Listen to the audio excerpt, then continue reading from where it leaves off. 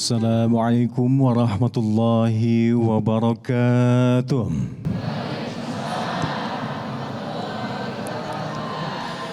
Alhamdulillahilladzi anzala syahrul Ramadan syahrun unzila fihi al-Qur'an hudan lin-nasi wa bayyinatin minal huda wal furqan. Assalatu wassalamu ala sayyidina Muhammadin wa ala alihi wa sahbihi barik wa sallim ajma'in la nabiyya ba'dah. Alhamdulillah wa syukurillah, saya Hamdallah Kafi bisa kembali berkesempatan menemani Anda semua, pemirsa Metro TV dan juga jamaah yang hadir di Masjid Al-Ikhlas yang ada di PIK ini untuk sama-sama kita di bulan suci Ramadan ini sama-sama kita niatkan untuk litalabul ilmi, menimba ilmu dan sama-sama kita nanti akan mendengarkan tausiah dari guru kita tercinta sudah hadir di sini di tengah-tengah kita. Beliau adalah Menteri Agama Republik Indonesia dan juga sekaligus Imam Besar Masjid Istiqlal, Profesor Kiai Haji Nasaruddin Umar. Assalamualaikum Prof, syukran jazilan bihadurakum. Waalaikumsalam warahmatullahi wabarakatuh. Prof, saya lihat di sini juga jamaah dan juga pemirsa Metro TV di manapun Anda berada sudah tidak sabar untuk bisa menimba ilmu dari Prof Nasar terkait dengan syariat yang di bulan suci Ramadan ini kita jalani sama-sama, yakni berpuasa di bulan suci Ramadan. Berpuasa di bulan suci Ramadan itu bukanlah sekedar menahan haus dan lapar. Tafadhol Prof. Iya. Baik, Assalamualaikum warahmatullahi wabarakatuh. Waalaikumsalam warahmatullahi wabarakatuh. Alhamdulillah wa syukurlah wa salatu wassalamu ala rasulillah Sayyidina wa Habibina Muhammadin sallallahu alaihi wasallam, amma ba'd. Ibu-ibu dan bapak sekalian, para pemirsa di rumah dimanapun juga berada, betul bahwa berpuasa itu bukan cuma menahan diri dari lapar dan dahaga. Ya, itu puasanya anak-anak, puasanya orang awam. Kita ingin puasa kita itu nanti betul-betul puasa yang berkualitas. Imam Al-Ghazali membagi 3 macam puasa. Ada puasanya orang awam, yaitu puasanya anak-anak, puasanya orang yang nggak ngerti fikih, nggak mengerti syariah, pokoknya formalitasnya puasa aja. Dan ada lagi yang disebut dengan puasanya orang khawas. Khawas itu artinya orang sudah mulai ngerti. Dia tidak hanya menahan diri dari makan dan lapar, dahaga dan berhubungan suami istri, tapi sudah mulai menukik, sudah mulai mempuasakan matanya, mempuasakan tangannya, langkah-langkahnya. Nah, itu puasa khawas. Dia berpuasa untuk tidak membicarakan aib saudaranya sendiri. Dia menahan amarahnya. Dia juga tidak mendekati orang yang sedang merokok. Dia juga tidak mau lengah berenang di siang hari Ramadan tanpa mempedulikan siapa tahu nanti masuk air di hidung atau di mulut. Nah, jadi sangat care, apa itu? Sangat hati-hati. Kam min shaimin laisa lahu jazaa'il ju'i wal atash, kata Rasulullah. Betapa banyak orang berpuasa tidak ada yang diperoleh kecuali hanya lapar dan dahaga. Rugi kan? Yang kita inginkan itu berpuasa tetapi dapat maknanya puasa itu. Nangkap substansinya puasa itu. Minimum insyaallah jamaah kita yang hadir sini, kalau tahun lalu masa kita puasa masih puasa awam ya. Nah, tahun ini mudah-mudahan sudah meningkat menjadi puasanya orang khawas. Tidak sekedar menahan lapar, menahan dahaga, menahan tidak berhubungan suami istri, mulai mempuasakan mulut kita. Mulut ini paling sering membatalkan pahala puasa, Bapak. Setiap hari korbannya banyak sekali mulut ini. Separuh penghuni neraka itu gara-gara mulut, Ibu. Terkapar banyak sekali orang di depan karena mulut. Ada yang difitnah, ada yang dimaki-maki, ada yang disinggung perasaannya, ada yang dimarahi, dimurkai, ya, ada yang dibohongi, ya, ada yang diejek, dan juga ada ujub membanggakan dirinya sendiri. Nah, belum lagi mungkin makanannya semalam, sahurnya semalam dari barang makanan yang tidak murni halal. Nah, jadi mulut ini harus dipelihara. Kemudian hidung, siapa itu dicium tuh? Ya. Mata, ini bahaya juga nih. Mengintip aja kerjaannya setiap hari. Apakah mengintip tetangga, mengintip handphone, mengintip YouTube, macam-macam tuh godaan di handphone sekarang. Hati-hati loh, handphone itu banyak iblisnya sekarang. Diminta tidak diminta datang sendiri. Ya. Jadi hati-hati.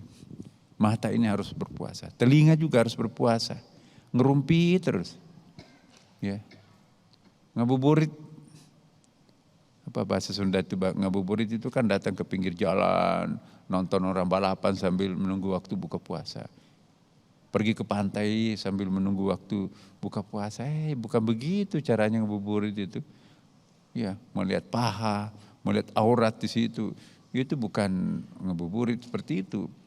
Kita ke masjid, mengaji di situ. Ya, bawa kurma sebiji, 2 biji. Kita tunggu waktu salat, pulang baru kita makan. Itu yang enak tuh. Nah, ada lagi puasa yang ketiga, itu puasanya orang khawasul khawas. Wah, itu puasa sofistik tuh. Yang berpuasa tentu bukan hanya mulutnya untuk tidak makan, tidak minum, tidak berhubungan suami istri. Matanya pun juga memang sudah seperti itu standarnya. Tapi lebih dari itu, orang yang berpuasa khawasul khawas, pikirannya pun juga diajak berpuasa untuk tidak memikirkan yang negatif-negatif. Seringkali kita berpuasa tapi imajinasinya liar kemana-mana. Membayangkan tetangga, membayangkan macam-macam. Begitu ada pikiran-pikiran negatif, jorok, tutupnya. Hati pun juga begitu. Begitu jengkel terhadap orang, astagfirullah. Ya. Maka itu dia membatasi diri untuk tidak mau banyak bergerak di siang hari Ramadan. Bahkan ada tarekat itu ya, beberapa tarekat di Indonesia itu berpuasa dalam kelambu. Begitu sahur masuk di kelambu. Kerjaannya tidur ngaji, sholat di dalam kelambu itu. Kadang-kadang berjemaah. Begitu cara mereka itu mendengarkan, memelihara puasanya agar tidak mendengarkan ngerumpi, kebohongan. Puasa mulutnya untuk tidak melihat handphone, kecuali yang sangat penting. Ya, sholat, kakinya pun juga enggak pernah dipakai melangkahkan ke tempat-tempat yang enggak benar. Ya. Jadi itulah caranya orang mempertahankan kualitas puasa. Itu namanya puasa khawasul khawas. Nah, kita puasanya selama ini apa? Puasanya orang awam, puasanya orang khawas, atau puasanya khawasul khawas. Orang yang berpuasa khawasul khawas tidak mau membuka auratnya. Ya. Dan yang berpuasa itu juga mulutnya tidak mau banyak bicara. Ya kan? Apa hadis Nabi itu? Man kana yu'min billahi wal yawmil akhir falyaqul khairan aw liyasmut. Barang siapa percaya kepada hari akhirat, percaya kepada Allah dan hari akhiratnya, hendaklah berkata-kata yang benar. Ya, atau lebih baik diam. Itu hadis loh. Jadi kalau kita ngoceh kemana-mana gak ada bahayanya Bapak. Semakin banyak bicara, semakin peluang berbohongnya banyak. Semakin peluang untuk membicarakan aib saudaranya banyak. Semakin ujub membanggakan dirinya banyak. Habis kebanggaan dirinya, wah memang, oh suami saya juga begitu. Tapi memang mertua saya juga memang begitu. Oh, sekarang nurun ke anaknya. Habis waktunya menceritakan kebaikan dirinya, kebaikan suaminya atau istrinya, kebaikan orang tuanya, mertuanya, anaknya. Orang yang suka menceritakan kelebihan dirinya, itu belum selesai pada dirinya sendiri. Ada sesuatu yang disembunyikan tuh. Jadi secara psikologis Bu, dalam ilmu psikologi itu, kalau ada orang selalu menonjolkan dirinya, aku dulu begini, enggak ada yang nanya loh ya Bu. Enggak ada yang nanya tapi dibeberkan semua. Mendemonstrasikan kehebatannya, prestasinya kepada orang lain. Itu ciri-ciri orang yang belum selesai pada dirinya sendiri. Orang seperti ini susah dipilih untuk menjadi pemimpin. Bagaimana bisa memimpin orang kalau dirinya sendiri belum selesai? Maka itu hati-hati. Kontraproduktif itu. Ingin membuat dirinya terkenal supaya dipilih, tapi overdosis. Ya, terlalu banyak menceritakan prestasinya sendiri. Nah itu, wah ini orang tidak sehat nih. Itu dalam ilmu jiwa, itu termasuk kelainan jiwa. Orang yang suka memuji dirinya. Kalau nggak ada yang memuji satu hari itu lemes tuh. Kadang-kadang bersandiwara. Pergi ke tantangannya. Assalamualaikum. Kok loyo mbak? Loyo mas? Ini kan hari Kamis. Memang kenapa? Saya kan setiap hari Senin dan hari Kamis berpuasa. Sudah kapan? Sejak kecil. Padahal baru mulai kan. Akhirnya, hebatlah kamu. Oh iya dong. Pulang ke rumahnya semangat. Ada orang gak bisa tidur kalau gak ada yang memuji satu hari itu. Makin banyak orang memuji, makin hebat. Vitamin itu kalau ada yang memuji. Padahal kita dianjurkan berbuat baiklah tangan kanannya, jangan ketahuan tangan kirinya. Ini dipamerin kemana-mana itu. Itu pembawa ember bocor nanti ke akhirat. Malaikat, pahala saya dulu mana?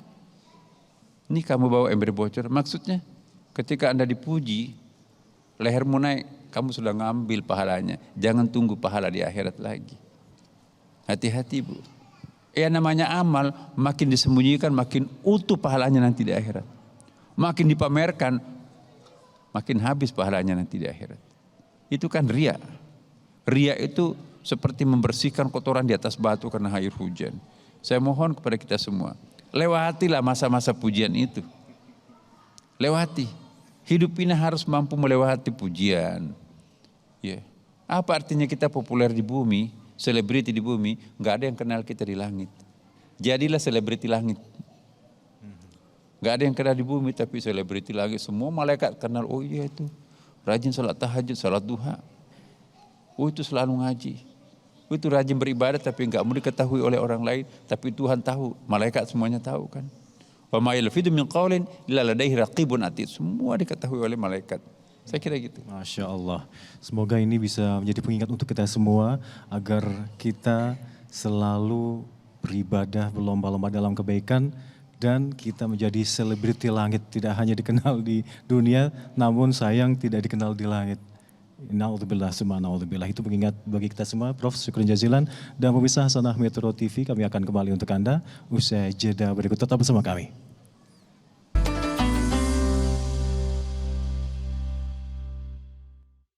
Didukung oleh jelajahi cara baru mendapatkan informasi. Download Metro TV Extend sekarang.